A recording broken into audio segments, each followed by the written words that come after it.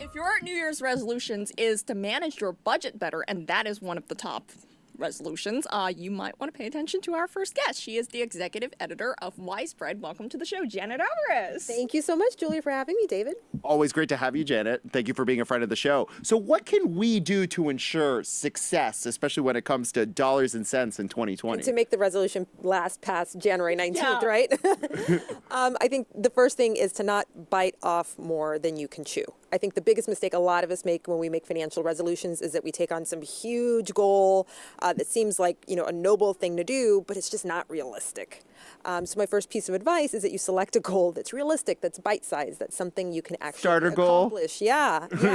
For me, it was a very simple thing. It was like sign up for Uber rewards.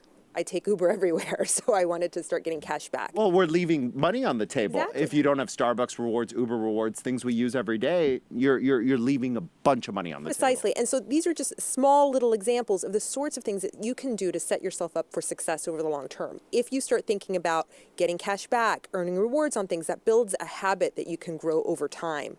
And that's the sort of resolution that you should focus on, is something small, simple, realistic that you can build on over time. Another great way of going about it is thinking about automation, right? So especially if you're a millennial, you're so comfortable with downloading new apps that allow you to sort of automate your money. They allow you to automate savings, automate investing, automate your 401k. There are apps out there like Bloom and Acorns, for example, that'll do that for you. Automation takes the guesswork out of savings, out of investing. So if you have financial resolutions around that, that's an easy way to do it as well. I mean, for millennials and Gen Zs who are just starting their career, is there anything we could do, doesn't matter what jobs we have, that we end up with more this year than last year? Well, I should say, if you didn't end up with more in 2019 than you had in 2018, ask yourself why. Okay, so that's the first thing you need to do. We have to restrain ourselves, though, Janet. I mean, I need my nitro in the morning, and I don't want to walk home in a snowstorm. What do we do? No, I know. So, there are two things you can do to have more money. You can spend less of the money you have now, or you can make more money. And those are two things. Is it a savings problem, or is it a revenue problem, or is it both? In most cases, it's both. In most cases, most of us simply don't make huge amounts of money, so much money that allow us to make all the sorts of choices that we want to make. So if you didn't get a raise last year, you need to figure out why not. And you need to make that a top priority this year. It should be an absolute priority to make sure that you get the money you deserve for the job you're doing. Do journalists get raises? Well, I'm not a journalist. Do people on TV get raises? Sometimes. Yeah, rarely, Yeah, right? you have a good agent. So, but one of the people that I really respect in terms of budgetary is Julia. Julia does a really good job. You live like an ascetic lifestyle. You basically live like a Buddhist Tell me monk. more about it. Seriously. Hashtag goals, Julia. Okay? I have to go out to dinner. I need a new suit. I can't go without Well, Janet. he takes me out to the Harvard Club, so I don't pay for that. Thank you. Oh, nice. Right? But, Remind me next time I'm here. I want to. It's expensive, Janet. So, I think one of the things Julia does is she limits her consumption, but then that's no fun. What do we do? So do we take a side gig instead if we can't live in our consumption? So two things. First, let's start on the spending less side of the equation. So all of these well-meaning financial experts talk about create a budget, cut back, cut this, cut that, cut everywhere. And that's like going on a crash diet, right? And that's why crash diets fail, because you have to stop eating this, stop eating that. And you can't, it's overwhelming to cut back everywhere. So my advice is cut back where it matters least to you.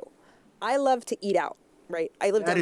is so expensive. Talk about expensive. a budget buster. No kidding. But I'm not going to stop doing it because it's important to me. I love to eat out.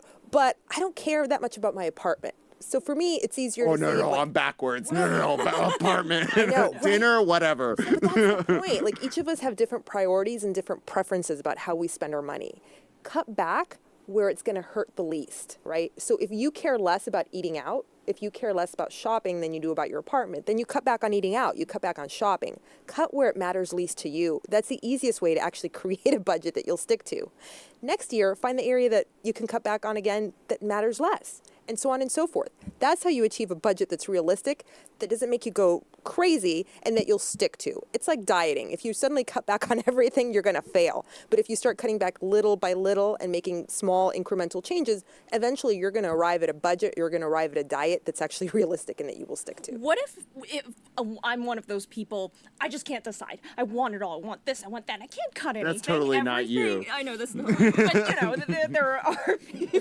Someone out there. Like, I need my clothes, I need my apartment, I need my Uber rides, Yeah. I need my coffee, I need my everything. And I don't know where to begin. Well, that's And you're just a junkie, I guess? Yeah, I need my cocaine, whatever. that's a conversation for the Harvard Club next time.